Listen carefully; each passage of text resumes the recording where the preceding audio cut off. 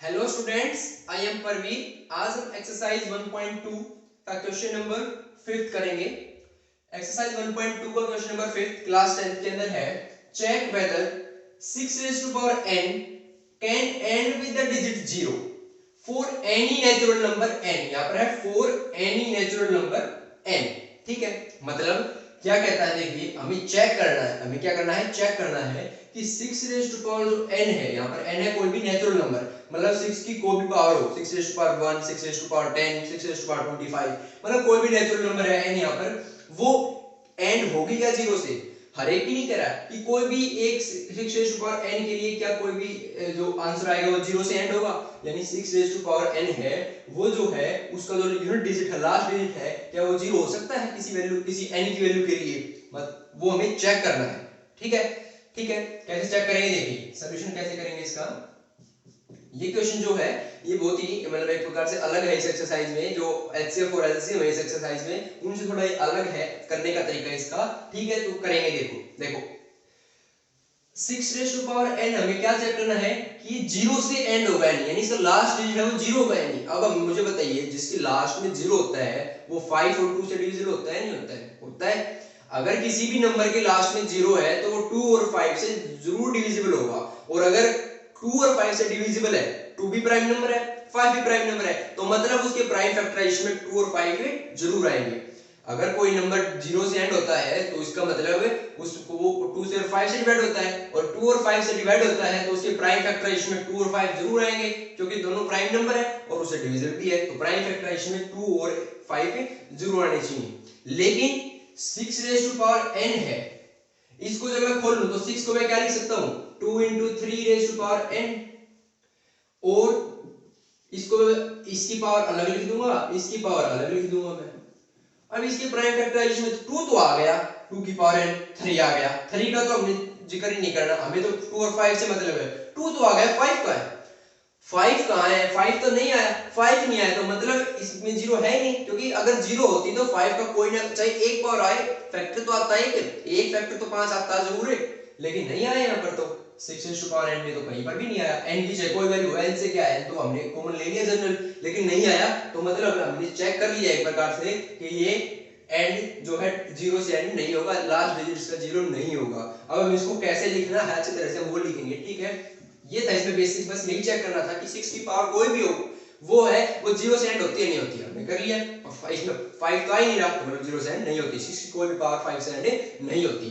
ठीक है, तो क्या लिखेंगे यहाँ पर, लिखेंगे वी नो दैट, क्या लिखेंगे, वी नो दैट, ठीक है, and that any positive integer, any positive integer, we know that any positive integer ending, ending मैंने लिखा है we know that any positive integer ending with the digit 0, with the digit 0, अगर कोई भी positive integer 0 digit से end होता है, is divisible by, तो वो क्या होगा, डिविजिबल होगा, इज डिविजिबल बाय किससे, 2 एंड 5, लेकिन 2 तो हम 5 लिखेंगे इसमें मेनली, 5 इज डिविजिबल बाय 5, 2 से तो हो रहा है तो हमें क्वेश्चन में 5 लिखना है, इज डिविजिबल बाय 5, 5 से क्या होगा, वो डिविजिबल होगा।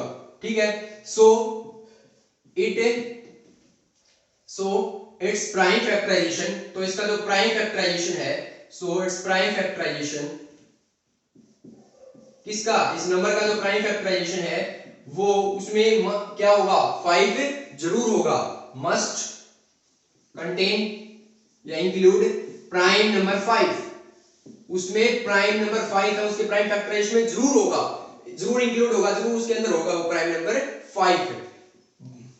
ठीक है, ये बात हमने लिखी, तो ये पता है कि कोई भी अगर नंबर है वो पॉजिटिव नंबर है, वो अगर 0 से इंटीजर है, वो 0 से एंड होता है, तो इसका मतलब है वो 5 से जरूर डिविजिबल होगा, और 5 से डिविजिबल होगा तो उसके प्राइम फैक्टराइजेशन में 5 जरूर आएगा। ठीक है, अब हमारा क्वेश्चन करते हैं नाउ। अब हमारे पास दिया हुआ था 6 रेज़ टू पावर n, इसका हमने जब प्राइम फैक्टराइजेशन करा तो ये 2 into 3 की पावर n लिख दिया मैंने। देखो 6 को मैं क्या लिख सकता हूं, 2 into 3, 6 को मैं 2 into 3 लिख दिया, जो n पावर हुआ है स्टूडेंट की है, बस मैंने यहां पर क्या किया, 6 को 2 into 3 लिखा है, लिख दिया, प्राइम फैक्टर्स में तोड़ दिया। अब इसको अलग अलग लिख दो, 2 की पावर n और इनटू में 3 की पावर n, मल्टीप्लाई में ऐसे कर सकते हैं हम, हां प्लस होता तो ऐसे नहीं कर सकते थे, प्लस में तो a स्क्वायर वो अलग अलग फॉर्मूले होते हैं, ठीक है, वो नहीं कर सकते हम, बाइनोमियल थ्योरम वगैरह लगती है, लेकिन मल्टीप्लाई में जो है उसी हम इसकी मल्टीप्लाई इनटू में इसकी मल्टीप्लाई लिख देंगे। ठीक है, अब देखो यहाँ पर 6 में 2 3 है, 5 का इसके प्राइम फैक्टराइजेशन 5 है कहाँ? नहीं है, 5 नहीं है। तो इसका मतलब इसमें 5 है, नहीं है, तो हम लिख देंगे here prime factorisation of 6 raise to power n contain 2 and 3 only। Prime number 2 and 3 only लिख सकते हैं आप। कंटेन प्राइम नंबर्स, प्राइम्स लिख दो, प्राइम्स प्राइम नंबर है, कंटेन प्राइम्स 2 and 3 only। एक बात और लिखेंगे हम, 2 and 3 only, क्या पता कोई और प्राइम फैक्टर्स हो, लेकिन नहीं, ऐसा नहीं हो सकता। क्यों? क्योंकि फंडामेंटल थ्योरम ऑफ अरिथमेटिक ने क्या कहा था कि कोई भी कंपोजिट नंबर है, जब हम उसको में प्राइम फैक्टर्स की प्रोडक्ट में एक्सप्रेस करेंगे तो वो जो प्राइम फैक्टर्स का जो कॉम्बिनेशन होगा, वो जो प्राइम फैक्टर्स होंगे वो प्राइम्स होंगे, वो यूनिक होंगे, एक ही कॉम्बिनेशन होगा, उनसे अलावा कोई प्राइम्स नहीं होंगे। तो हम यहां पर भी लिखेंगे and the uniqueness of fundamental theorem of arithmetics. आप पूरे लिख लेना, मैं लिख रहा हूं वैसे। Fundamental theorem of arithmetics guarantees, वो गारंटी करती है हमारे एक प्रकार से, वो कहती है, बिल्कुल स्टेटमेंट देती है, guarantees that there are no other primes. उसने यहां पर गारंटी दे दी भाई, उसका यूज कर लिया हमने, primes of 6 raise to power n, no other primes of 6 raise to power n, इसके अलावा, इनके अलावा और कोई प्राइम्स नहीं होंगे उसके प्राइम फैक्टराइजेशन में, ये फंडामेंटल थ्योरम ऑफ अरिथमेटिक्स कहती है। ठीक है, तो हेंस हम लिख देंगे कि 6 for any value of n की किसी भी वैल्यू के लिए 6 raised to power n does not ends with 0। n की किसी भी वैल्यू के लिए for any value of n 6 raised to power n does not ends with 0, वो 0 से एंड नहीं होगा। क्या किया हमने, फिर से पूरा देखिए। we know that any positive integer ending with a digit 0, कोई भी पॉजिटिव इंटीजर जो 0 से एंड होता है is divisible by 5, वो 5 से डिविजिबल होगा, बिल्कुल होगा। अगर लास्ट में 5 और 0 है तो 5 से डिविजिबल होता है। हमने 0 का जिक्र किया है तो 0 में 5 से डिविजिबल होता है, नहीं होता है? बिल्कुल होता है भाई। सो इट्स प्राइम फैक्टराइजेशन, अगर वो 5 से डिविजिबल होता है, 5 प्राइम नंबर भी है, तो प्राइम फैक्टराइजेशन 5 आएगा ही नहीं आएगा? बिल्कुल आएगा, 5 आएगा। ठीक है, लेकिन अब हमने करके देखा इसका प्राइम फैक्टराइजेशन, तो 6 रेज़ टू पावर n को 2 into 3 की पावर n लिखा, 2 raise to power n into 3 raise to power n, उसमें तो 2 और 3 आ रहे हैं, उनकी पावर आ रही है कुछ भी, लेकिन प्राइम्स तो 2 और 3 ही आ रहे हैं, 5 नहीं आ रहा। 5 कहां है? नहीं है। तो इसका मतलब है इसमें 5 नहीं है। ठीक है, नहीं है, लेकिन एक बात और हमने लिखी साथ में कि फंडामेंटल थ्योरम ऑफ अरिथमेटिक्स ये भी कहती है कि अगर जो कोई भी कंपोजिट नंबर है उसके केवल यूनिक प्राइम फैक्टराइजेशन होगा, उसका यूनिक प्राइम फैक्टराइजेशन होगा, मतलब जो प्राइम नंबर्स उसके फैक्टराइजेशन में आएंगे वो यूनिक होंगे। वो क्या होंगे? यूनिक होंगे। इसलिए 2 और 3 के अलावा और कोई आ नहीं सकते भाई, यही प्राइम फैक्टराइजेशन, इसके अलावा कोई और नहीं है इसका। तो यानी 5 तो आएगा ही नहीं इसके प्राइम फैक्टराइजेशन में, नहीं आया, तो इसका मतलब है hence for any value of n, किसी भी वैल्यू ऑफ n के लिए 6 raised to power n does not end with a 0, जो 6 raised to power n है वो 0 से n नहीं होता है। ठीक है, यही है, ये क्वेश्चन था आपको। इसी प्रकार का एक क्वेश्चन आपकी बुक में है, एग्जांपल में, एनसीईआरटी में, उसमें 4 raised to power n है, बस 6 की जगह पर क्या है? 4 raised to power n है, बिल्कुल ऐसे ही करना है आपको। ठीक है, उसमें भी यही 0 प्रूव करना है। देखो 6 raised to power n है, वही बात लिख देंगे, क्या? we know that any positive integer ending with the digit 0 is divisible by 5, इसमें भी तो वही है। so its prime factorization must contain prime number 5, इसलिए इसका जो प्राइम फैक्टराइजेशन उसमें 5 जरूर आएगा। लेकिन जब हमने 4 raised to power n को तोड़ा तो ये क्या हो जाएगा? 2 into 2, 4 को मैंने क्या लिखता हूं, उसको 6 को 2 into 3 लिखा था, 4 को 2 into 2 लिख दूंगा मैं, ऊपर n है 2 की पावर n into में 2 की पावर n, ये कंबाइन करके कोई भी 2 की पावर n ही आएगी।